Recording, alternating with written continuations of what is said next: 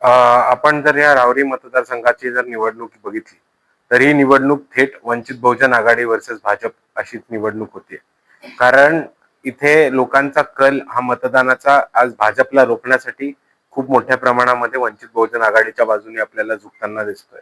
आणि एक अशी पण परिस्थिती समोर येताना दिसतीये की राहुरी मधल्याच लोकांचा आणि नगर मधल्याच लोकांचा खूप मोठा विश्वास हा राष्ट्रवादीच्या उमेदवारावरनं हटलेला आहे. राष्ट्रवादीचा उमेदवार हा डमी आहे. भाजपशी सेटिंग करून उभे झाले. आतमधनं त्यांचे साखर कारखाने वाचवण्यासाठी भाजपमध्ये जातील आणि त्याच्याहून महत्वाचं पुढील काळामध्ये आता भाजपकडनं पराभव झाला तर पुढे जाऊन त्यांना MLC सुद्धा मिळू शकते अशी चर्चा खूप मोठ्या प्रमाणात राहुरीमध्ये सुरू असल्यामुळे NCPच्या उमेदवाराची विश्वासार्हता संपलेली आहे आणि म्हणून राहुरीच्या लोकांची पसंती ही भाजपला रोखण्यासाठी वंचित बहुजन आघाडी आज आपल्याला होताना दिसते. नाही, ह्या सत्ताधाऱ्यांचा खोडसाळपणा आहे आणि हा भाजपचा खूप मोठा फसवी डाव आहे असं मला सगळ्यांसमोर मांडायचं. सगळ्यात पहिली गोष्ट जर आपण बघितली तर सगळ्यात कमी लोकसभेमध्ये महिला कोणत्या पक्षाकडनं गेल्या असतील तर त्या भाजपकडनं गेल्या. तुमची मेजॉरिटी आहे, सगळ्यात जास्त संख्याबळ तुमचं आहे, तरी सगळ्यात जास्त संख्याबळ असूनही सगळ्यात कमी महिला तुमच्याकडनं निवडून जातात. ह्याच्यावरती भाजपने पहिले लक्ष द्यायला पाहिजे. आणि दुसरी गोष्ट, भाजप आज जर म्हणत असेल की दुसऱ्या पक्षांनी महिलांच्या आरक्षणाचा बिल हाणून पाडलं तर भाजपने विमेन्स रिझर्वेशन बिल किंवा women's representation in Lok Sabha, Vidhan Sabha and Rajya Sabha अशी बिल का नाही आणली? तुम्ही ते डिलिमिटेशनच्या मागे लपून का आणलं? म्हणजे जर महिलांना प्रतिनिधित्व द्यायचं तर महिलांना प्रतिनिधित्व देण्यासाठी एक बिल आणायचं होतं. त्यांना नॉर्थ वर्सेस साऊथ किंवा उत्तर वर्सेस दक्षिण या वादामध्ये अडकून महिलांचा प्रश्न का अडकून ठेवला? यांनी भाजपनी सरळ सरळ सांगावं. जर भाजप आज हा आरोप करत असेल की इतर पक्षांनी त्यांचं बिल येण्यापासून थांबवलंय तर डिलिमिटेशन आड न आणता फक्त महिलांच्या रिझर्वेशनसाठीचं एक बिल हे भाजपनी समोर का नाही आणलं? हे भाजपच्या प्रवक्त्यांनी आणि भाजपच्या नेत्यांनी आज स्पष्ट करावं. या संदर्भात उद्या महायुतीचा मुंबईमध्ये मोठा मोर्चा देखील काढण्यात येणार आहे. आता थोड्या वेळातच मुख्यमंत्री पत्रकार परिषद देखील घेणार आहेत आणि या विरोधात आता सत्ताधारीच मोर्चा करतात. माझं म्हणणं एवढंच आहे की सत्ताधाऱ्यांना आजच्या मुख्यमंत्र्यांच्या प्रेस कॉन्फरन्स मध्ये सुद्धा मीडियानी हिंमत करावी आणि उद्या मोर्चामध्ये जाऊन सुद्धा ही हिंमत करावी विचारायचं की तुम्ही महिलांचं रिझर्वेशन हे डिलिमिटेशनच्या मागे का लपवलं होतं?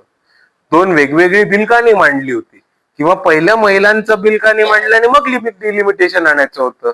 जर तुम्हाला खरंच महिलांना प्रतिनिधित्व द्यायचं होतं तर त्या पद्धतीचं बिल आणलं असतं तर लोकांनी साथ दिली असती. तुम्ही ते बिल खोडसाळपणा करून आणलं म्हणून लोकांनी ते हाणून पाडलं. सोपा मुद्दा आहे. मोर्चाकडे कसं? मोर्चाकडे मी काय, एक फसवा डाव फसला, आता दुसरा फसवा डाव उभा करायचा प्रयत्न आहे. अजून कशा पद्धतीने मी नाही बघत. क्रॉस वोटिंग खूप मोठ्या पद्धतीने होणार आहे आणि मी नुसतं एवढंच म्हणतो की मागच्या पद्धती जसं झालं तसं महाविकास आघाडीच्याच लोकांनी भाजपच्या लोकांना निवडून देऊ दे एवढीच मी आशा करतो.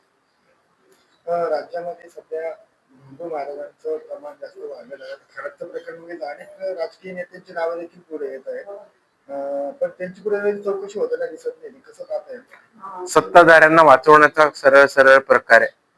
काल परवा जो एक ऍक्सिडेंट झाला आणि त्या खरातांचा जो कोण माणूस होता शेळके ते गेले, ते पण एक राजकीय डावच आहे.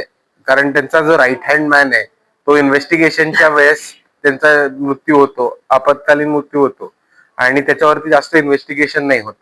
हा पण एक इन्व्हेस्टिगेशन फसवायचं आणि खराताहून महत्वाचं खरातांच्या मागे जे नेते मंडळी आहेत त्यांना वाचवण्याचा हा खूप मोठा डाव.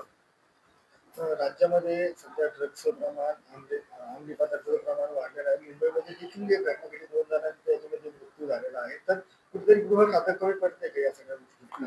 हो, मोठ्या प्रमाणात गृह खातं कमी पडते, स्ट्रिक्ट ऍक्शन घ्यायला कमी पडते आणि त्याच्याहून महत्वाचं जर शोध केला तर उद्या कळेल की मोठे मोठे सत्ताधारी आणि नेतेच ह्या अंमली पदार्थाच्या स्मगलिंग मध्ये त्यांना पाण्यामधनं म्हणजे समुद्राच्या रूट मधनं मुंबईमध्ये किंवा महाराष्ट्रामध्ये आणणं.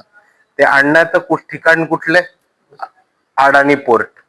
अडाणी पोर्टशी संबंध कोणाचे? भाजपचे.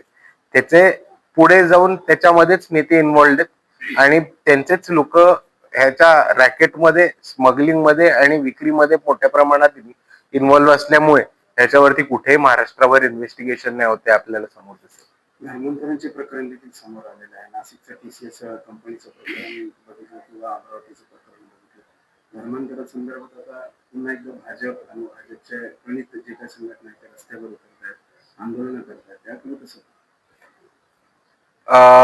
पहिले एक बिल आणण्याचा प्रयत्न केला भाजपने, त्या बिलला प्रतिसाद नाही मिळाला, त्याला सपोर्ट नाही मिळाला. मग आता त्याच बिलसाठी ग्राउंड तयार करण्याचं भाजपची रणनीती अजून काही नाही. ही जी निवडणूक चालू आहे ही विकासापेक्षा धर्मावरच चालू आहे. याबद्दल आपण मीडियानी, नेत्यांनी, राजकारण्यांनी जर निवडणूक धर्मावरती नेली तर ती मतदारांची जबाबदारी राहते की विकासाच्या मुद्द्यावरती मतदान करणं. आणि मी मतदारांना विनंती करतो, आवाहन करतो की ही निवडणूक आपण बघितलं असेल तर गेले 3-4 वर्ष नगरमध्ये खूप मोठ्या प्रमाणात धार्मिक वातावरण पेटवलं जात आहे. दंगली पेटवण्याचं, चिघळवण्याचं एक वातावरण उभं केलं जात आहे. तर आपल्या हातामध्ये नगरची परिस्थिती सुधरून या धार्मिक राजकारणांना हाणून पाडून विकासाचं राजकारण उभं करण्याची संधी आहे.